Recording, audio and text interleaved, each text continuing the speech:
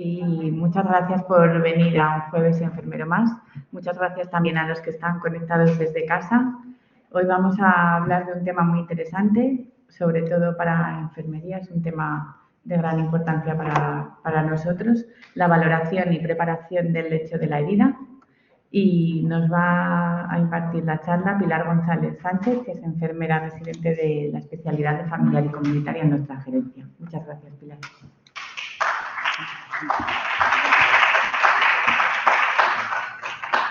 Me uno al agradecimiento por los asistentes que estáis aquí, los que os habéis conectado, pues vamos a dar comienzo a la sesión.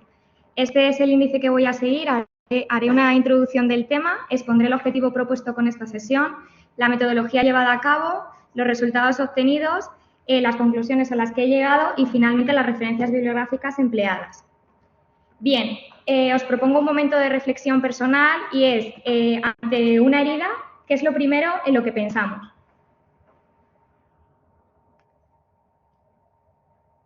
Pues bien, si a la hora de enfrentarnos a una herida lo primero en lo que pensamos es en qué apósito le pongo o qué le he hecho a esta herida, nos estamos equivocando completamente en su abordaje, porque lo más importante es conocer la etiología de la lesión. Por tanto, nos deberíamos plantear qué está produciendo esta herida. Y para dar respuesta a esta pregunta, debemos realizar una valoración holística de la herida. Esto conlleva tener en cuenta todos los aspectos relacionados con la persona que tiene la lesión y luego entrar en una valoración específica de la herida. Dentro de los aspectos propios de la persona, tenemos que realizar una historia clínica completa que incluya la condición de salud y los factores de riesgo que tenga nuestro paciente, así como los medicamentos que tome, las alergias y sensibilizaciones cutáneas en el caso de que las tuviera, el estado nutricional y de hidratación, a nivel funcional, cómo está de movilidad y si existe algún tipo de dependencia para el desarrollo de las actividades básicas de la vida diaria, los hábitos tóxicos que pueda tener, como el consumo de tabaco, el alcohol, así como los apoyos sociales, el entorno y la percepción de la persona sobre su herida. Una vez que tenemos recogidos todos estos datos, ahora sí, entramos en la valoración específica de la herida.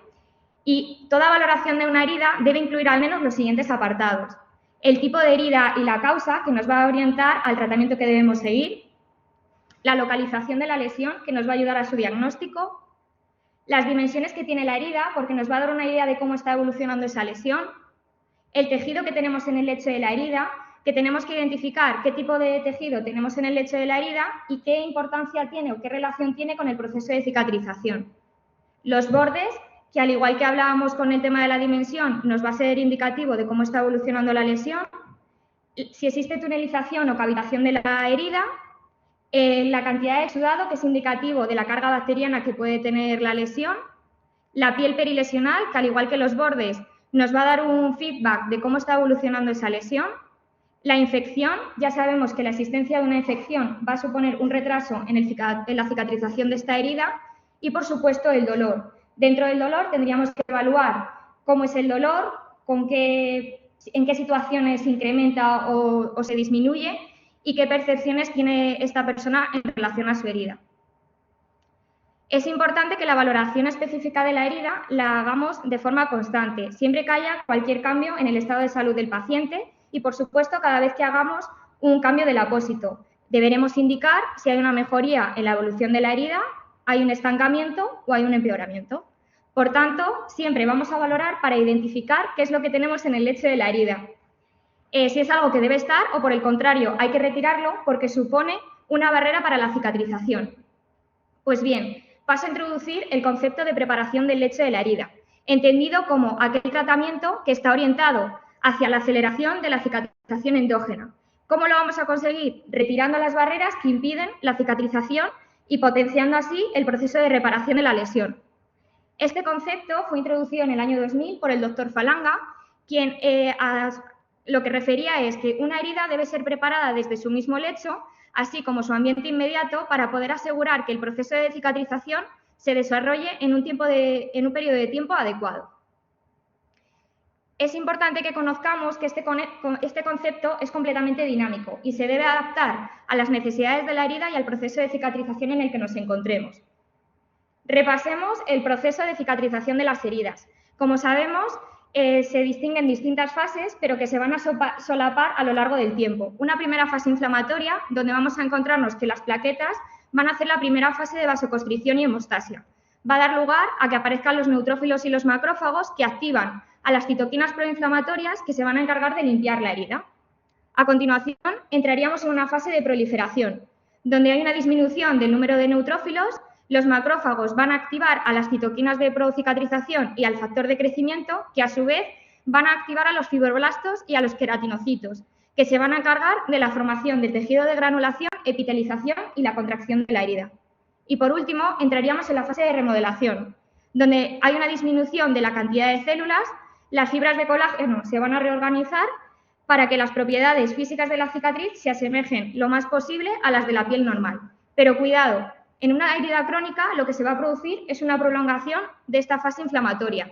Lo que nos vamos a encontrar es que hay un aumento de las citoquinas proinflamatorias, de los macrófagos, neutrófilos y linfocitos, así como de las metaloproteasas, que son las responsables de destruir la matriz celular e impedir la acción de los factores de crecimiento, que, como hemos dicho anteriormente, se van a encargar de la formación del tejido de granulación, epitelización y contracción de la herida. Y dentro de estos factores que podemos encontrar que van a alterar el proceso de cicatrización, tenemos la existencia de tejido necrótico, una biopelícula bacteriana o biofilm, o la infección profunda pueden fomentar que aparezca esa prolongación de la fase inflamatoria. Dentro de la fase proliferativa y la fase de remodelación, vamos a ver que una tensión excesiva de los bordes van a retrasar que aparezcan estas dos fases. Y, por supuesto, la existencia de una mala circulación y factores de riesgo como pueden ser la diabetes, hipertensión, obesidad, desnutrición o tabaquismo van a influir en lo que es todo el proceso de cicatrización de las heridas. Vale, como objetivo de la sesión me he planteado conocer la importancia de realizar una adecuada valoración de la herida como un elemento más de la valoración integral del paciente, para lograr así una adecuada evolución de la lesión. ¿Cómo lo he hecho? Pues he realizado una revisión bibliográfica, he buscado en distintas bases de datos, guías de práctica clínica, revistas de cuidado de heridas, asociaciones científicas y páginas web oficiales. He empleado las siguientes palabras claves: lecho de la herida, valoración integral, cicatrización, herramientas de valoración y escalas. Como criterios de inclusión, he contemplado aquellos que estuvieran en inglés y en español y, por supuesto, que fueran descargables a texto completo. Y dentro de los criterios de exclusión, pues que fueran otros idiomas y que no estuvieran disponibles a texto completo. Pues bien, entrando ya en los resultados, comentar que existen distintas herramientas que nos van a ayudar a realizar este abordaje integral de la persona con una herida. Lo primero que nos encontramos en la literatura es la estrategia TIME, que seguramente a todos los que estamos hoy aquí nos suena esta estrategia. Pues bien, esta estrategia incluye 4 parámetros para realizar una cura convencional de una lesión, estimulando el proceso de curación normal. Es un tipo de estrategia muy utilizado, avalado por las sociedades científicas, pero veremos un poquito más adelante los problemas que tiene. Posteriormente, se publica el triángulo de evaluación de las heridas, que es un abordaje simple y holístico para el manejo de las heridas que no solo contempla factores específicos de la herida, sino que va a tener en cuenta a la persona y su contexto social. Y el más reciente es el pentágono de evaluación de las heridas, que es una integración de 3 herramientas: el TIME, el triángulo de evaluación de las heridas y el abordaje de las heridas de difícil cicatrización. Como vemos en la imagen, incluye los 3 apartados que tiene el triángulo de evaluación de las heridas, por supuesto con la persona y su entorno social, además de incluir el apoyo y la descarga y el edema, que lo veremos más adelante. Bien, pues entrando con la estrategia TIME, como decía, incluye 4 apartados. Tiene en cuenta el control del tejido no viable. Para ello, el abordaje sería una limpieza, descontaminación y desbridamiento. La I hace referencia a la infección y la inflamación. Para ello tienes que tener en cuenta la reducción de los mediadores inflamatorios y de la carga bacteriana. La M, con respecto al control del exudado, proporcionar o reducir la humedad que sea necesaria según la lesión a la que nos enfrentemos y mantener un ambiente húmedo lo más fisiológico posible. Y la E, la estimulación de los bordes y la piel perilesional, siempre teniendo en cuenta la protección de los bordes y de la piel para evitar la maceración y la desecación. Como crítica a esta estrategia, pues podemos comentar que es un enfoque, como hemos dicho antes, que se centra únicamente en lo que es la lesión, sin tener en cuenta factores como el impacto biopsicosocial para la persona. Dentro del triángulo de evaluación de las heridas, hemos dicho que incluye a la persona en su contexto social y aborda 3 áreas de la herida. El lecho de la herida, en el cual debemos describir el tipo de tejido que nos encontramos en la lesión, el exudado y si existe infección o no.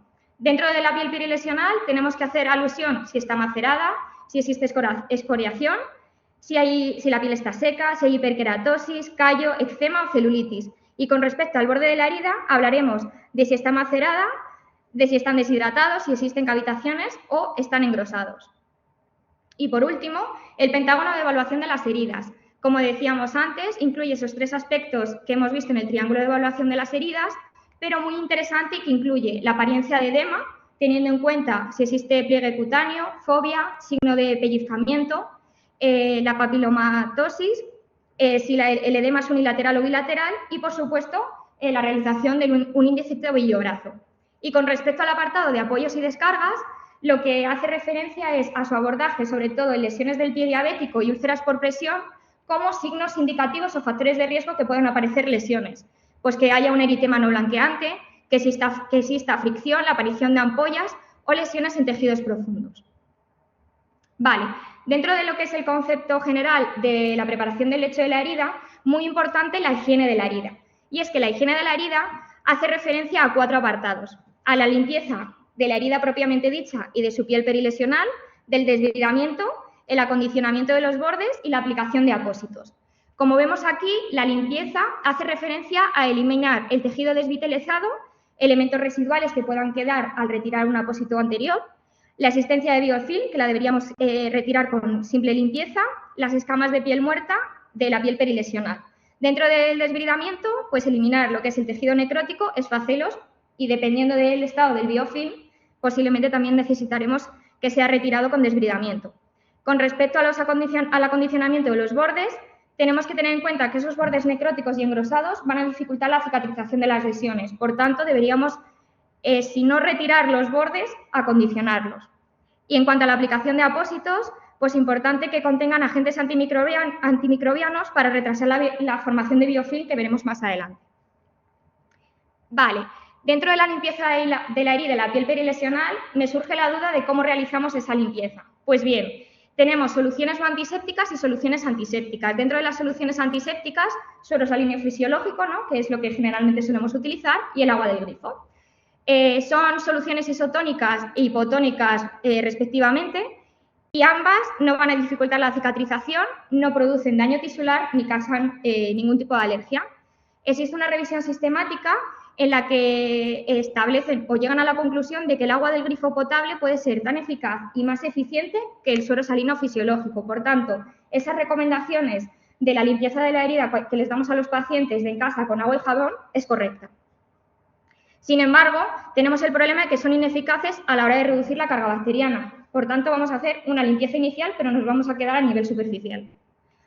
Dentro de la limpieza también tenemos las soluciones antisépticas. Como he puesto en la imagen, los más conocidos pues son el Prontosan y la cloresidina, aunque tenemos otros como el ácido hipocloroso o el diclohidrohidrato de octenidina, que son otras soluciones antisépticas. Estas, al contrario que las no antisépticas, sí que tienen propiedades antimicrobianas que nos van a ayudar a disminuir la carga bacteriana. Vale, con respecto al desbridamiento, tenemos que tener en cuenta que a la hora de seleccionar el método con el que vamos a desbridar hay que valorar el lecho de la herida, la piel perilesional y el dolor o la tolerancia al dolor que tenga el paciente. Dentro de la evaluación del lecho de la herida, como veremos un poquito más adelante, en función del tejido que nosotros sepamos de identificar que tiene el lecho, vamos a poder elegir cuál es el desbridamiento más adecuado, ya sea el quirúrgico, que se realiza en quirófano, el cortante con cureta o bisturí, que lo solemos hacer a pie de cama o en las consultas, el mecánico, que es aquel de dejar una gasa simplemente por arranque, el enzimático, utilizando cualquiera de las cremas que conocemos como el Iruxol, o el autolítico con los hidrogeles. Os traigo por aquí la técnica Square, que no sé si la conocéis, que es un tipo de desbridamiento que se debe utilizar al emplear el enzimático, y es sobre la placa necrótica que tiene mi lesión, vamos a hacer como una rejilla para favorecer que penetre ese desbridamiento enzimático que queremos aplicar. Comentar que el desbridamiento cortante siempre se debe empezar por el centro de la lesión. ¿Por qué? Porque la parte central es la más profunda y por tanto la más segura. Si yo bajo un poquito más de lo que debo en cuanto a profundidad, no corro el riesgo de generar mayor lesión que la que ya pueda tener. Y, por supuesto, cualquiera de los tipos de desbridamiento que hemos comentado se pueden combinar. Con respecto a la piel perilesional, no nos olvidemos de hacer un adecuado desbridamiento, ya sea con pinza, con raspado, esas pieles hay que limpiarlas. Y con respecto al dolor o a la tolerancia, pues muchas veces se nos olvidan y es un momentín, a ver si lo aguanta, y tenemos productos que nos ayudan a que el paciente no note de forma tan agresiva ese desbridamiento. Podemos utilizar la EMLA. Es un producto que combina la lidocaína y la pilocarpina al 2,5% cada una de ellas, y el único inconveniente es que habría que dejarlo actuar durante media hora. Se aplica directamente sobre el lecho de la herida, se tapona con un vendaje, un apósito oclusivo, y a los 30 minutos se podría empezar el desbridamiento. Vamos a hablar ahora de los tipos de tejidos que nos podemos encontrar en el lecho de la herida. Dentro del concepto tejido desvitalizado se encuentran distintos tejidos. El tejido necrótico o esa escara seca, dura, que tiene ese aspecto grueso, compacto, seco, porque suelen estar deshidratadas, y de color negro marrón oscuro. Lo que es el esfacelo, ese tejido fibrinoso formado por hebras firmemente adherido al lecho, también es muy duro, tiene un aspecto viscoso, de color amarillento, blanquecino o grisáceo, y puede ir acompañado de pus o incluso puede ser maloliente.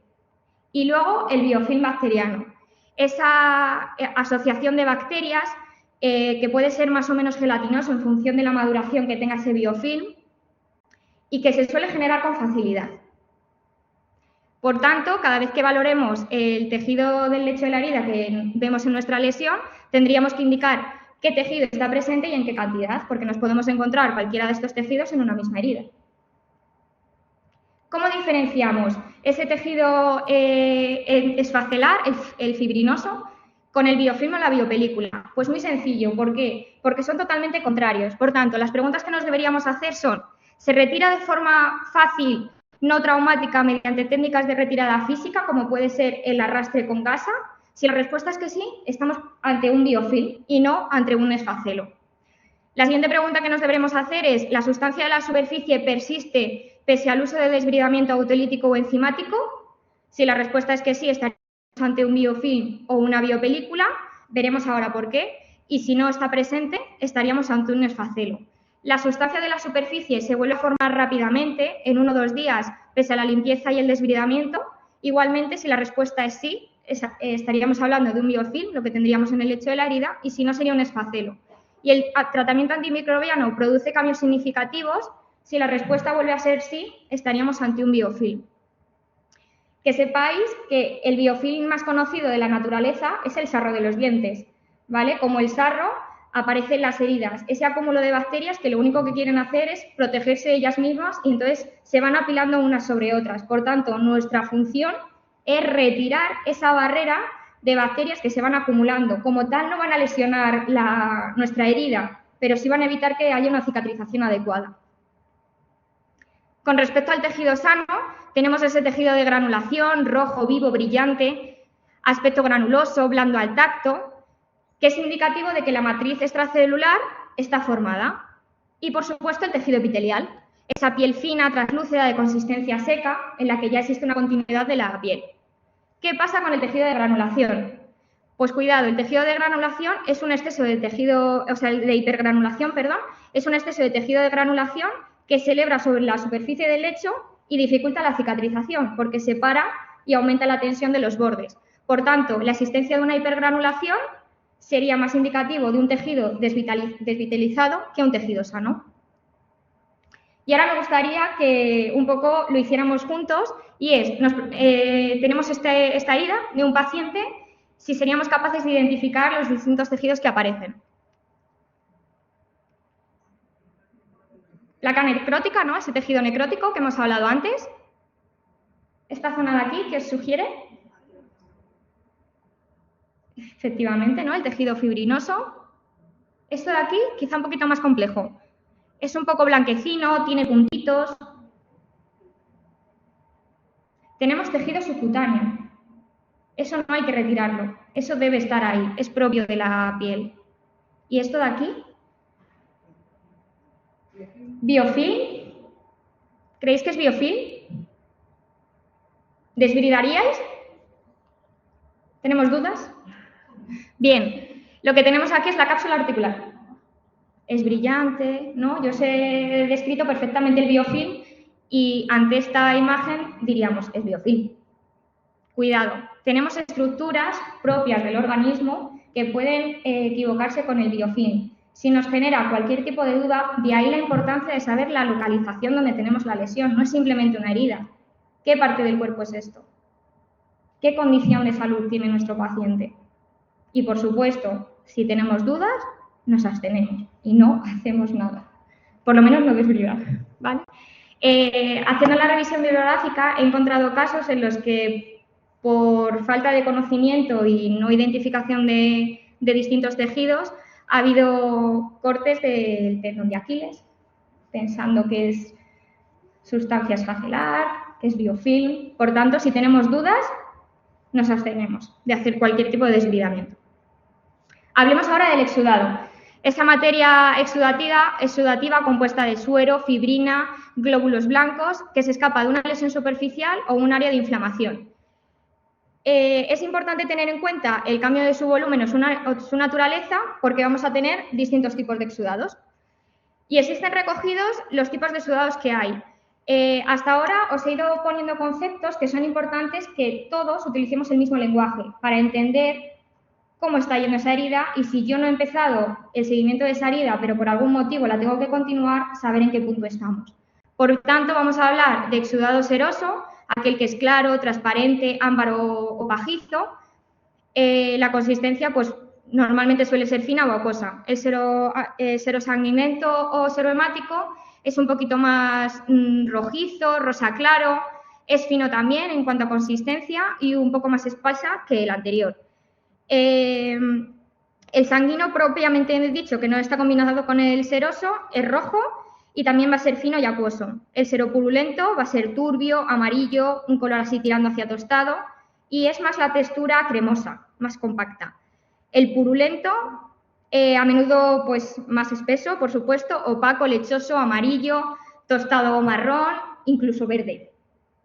Hemopurulento, rojizo, lechoso, opaco, también de consistencia espesa y hemorrágica, rojo, opaco, hay una gran cantidad de pérdida de sangre en ese exudado y de consistencia espesa. Importante que conozcamos los productos que utilicemos.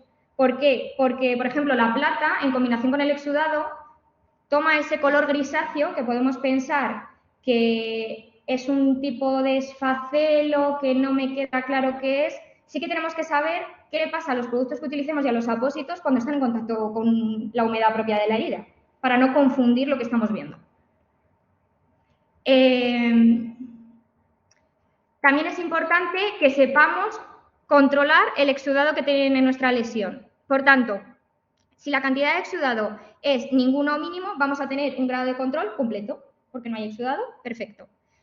¿Qué nos dice la literatura? Pues que no se requieren apósitos absorbentes. Si no hay exudado, no voy a poner algo absorbente. Si es clínicamente factible, el apósito podrá permanecer hasta una semana, que es lo que nos recomiendan los fabricantes, ¿no? Que los apósitos duran hasta una semana, siempre y cuando permita la cura estar una semana. Si la cantidad es moderada, el grado de control de ese exudado es parcial. Vamos a tener que hacer los cambios de los apósitos cada 2-3 días. Y, por supuesto, si nuestra herida es muy exudativa, no tenemos ningún control del exudado si no realizamos el cambio del apósito, por supuesto que sea absorbente y cada vez que se sature. Por tanto, la estrategia para lograr un ambiente húmedo deseado es combinar el uso de determinados apósitos y con la frecuencia de cambio correspondiente. Por tanto, si nuestro objetivo es aumentar la humedad, podemos, como estrategia, tenemos que utilizar apósitos que conserven o aporten esa humedad, utilizar una presentación más fina que la actual, porque yo quiero incrementar esa humedad que tiene la herida y disminuir la frecuencia de cambios. Cuanto menos levante la herida, más humedad va a haber en ese lecho. Si quiero mantener la humedad, voy a continuar con el tratamiento tal y como lo estoy llevando a cabo. Y si por el contrario lo que quiero es reducir la humedad, emplearé apósitos más gruesos, los cambiaré con más frecuencia. Incluso puedo añadir un apósito secundario que me permita mayor absorción. Entramos ahora en la piel perilesional. Me atrevería a describir aquella gran olvidada que dice uno, yo he abordado el lecho, ya la piel de alrededor Bien, igual de importante, la piel del lecho de la herida nos va a indicar cómo evoluciona esa herida. Por tanto, hace referencia a todo el área que hay alrededor de la herida, que puede verse afectada por factores relacionados propios de la lesión o la patología que tenga el paciente, que a lo mejor no hemos hecho un diagnóstico adecuado y esa pierna nos está hablando, nos está diciendo que algo le pasa, que no hemos tenido en cuenta. Pues tenemos distintos tipos de pieles perilesionales, la maceración, ¿no? Ese ablandamiento, rotura de la piel, que es el resultado de un contacto excesivo con esa humedad excesiva que tiene nuestro lecho. La escoriación, pues es una pérdida traumática de la epidermis que suele ser por lesiones de rascado. Y la hiperkeratosis que veíamos anteriormente, pues es engrosamiento y endurecimiento de la piel o del tejido blando. Son pieles secas que se acumulan y que hay que desbridar. Y ahora, ¿cómo trato esas pieles? Pues tenemos dos tipos de productos que podemos emplear, los productos emolientes y los productos hidratantes. Diferencias. El producto emoliente, como vemos en esta imagen, una vez que yo lo aplico sobre el manto lipídico de la piel, que es esa primera capa superficial que tenemos en la epidermis, lo que hace es llenar los espacios del manto lipídico. Por tanto, va a disminuir la pérdida de agua que va a venir del fondo hacia arriba, no va a poder salir por esa capa que hemos creado, van a aumentar la tensión de la epidermis, están indicadas en pieles dañadas, como las que hemos visto anteriormente, sin embargo, suelen contener componentes oclusivos, por tanto, no deberíamos utilizarla en presencia de infección del lecho de la herida. ¿Qué tenemos aquí? Los ácidos grasos.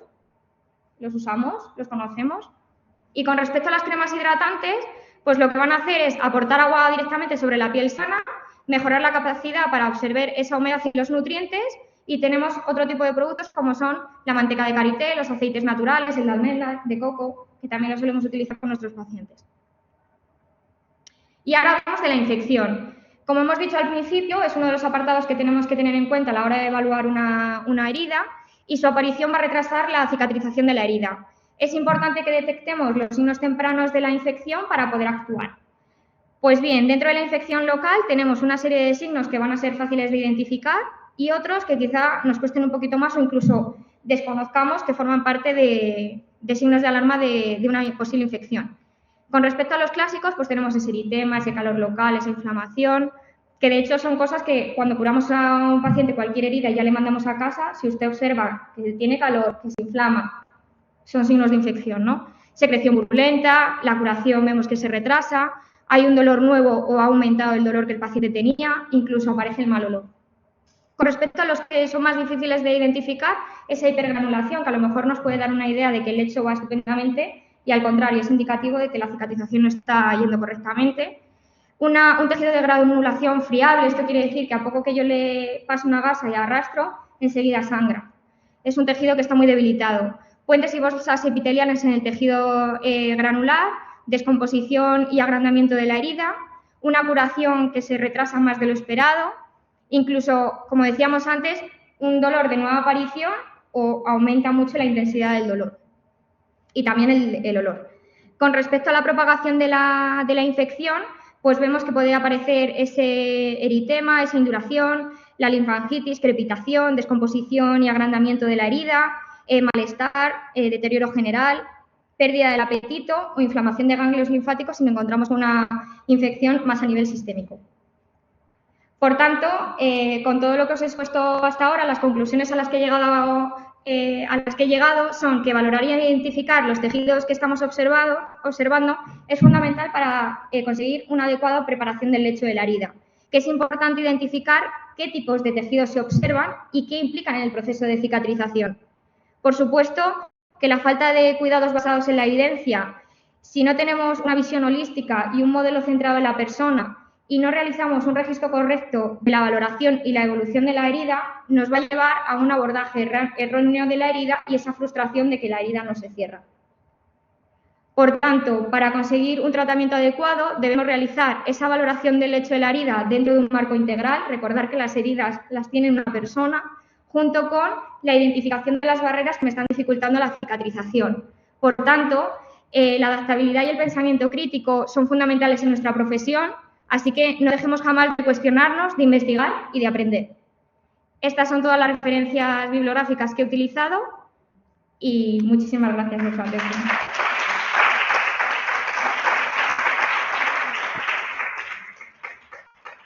No sé si tienen alguna duda, alguna cosilla que no haya quedado clara.